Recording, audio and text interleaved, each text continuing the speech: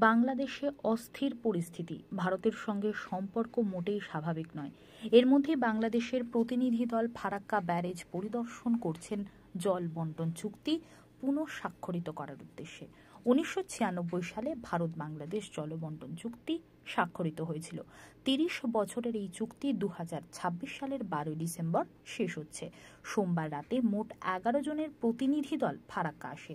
শতাব্দী express ট্রেনে new Farakka স্টেশনে বাংলাদেশের প্রতিনিধি দল আসা মাত্রই তাদেরকে স্বাগত জানান ফারাক্কা ব্যারেজের জেনারেল ম্যানেজার আর.ডি. দেশপান্ডে ও ফারাক্কা ব্যারেজ প্রজেক্টের আধিকারিকগণ।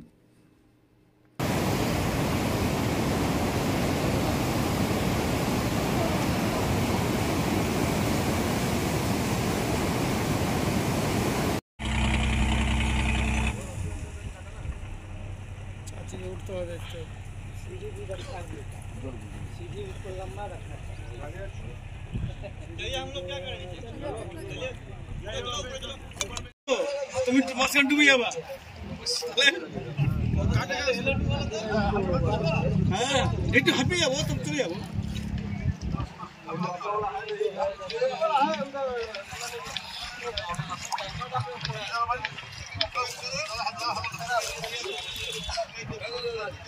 हम लोग का ठीक हुआ मियान ओ मियान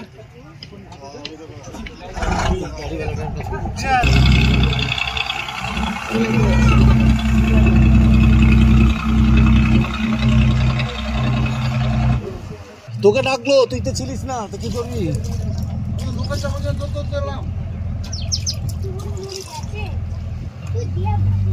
আলাদা ওখানে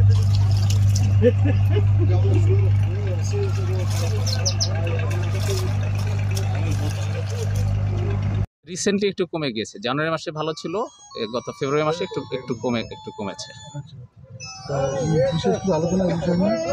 না জল কমেছে, এটা ন্যাচারাল। জল কমেছে, এটা কোনো বছর বেশি থাকবে, কোনো বছর কম থাকবে। হাইড্রোলজিক্যাল চুক্তি বাস্তবায়ন হচ্ছে, চুক্তি প্রয়োজনে যে চুক্তি বাস্তবায়ন হচ্ছে।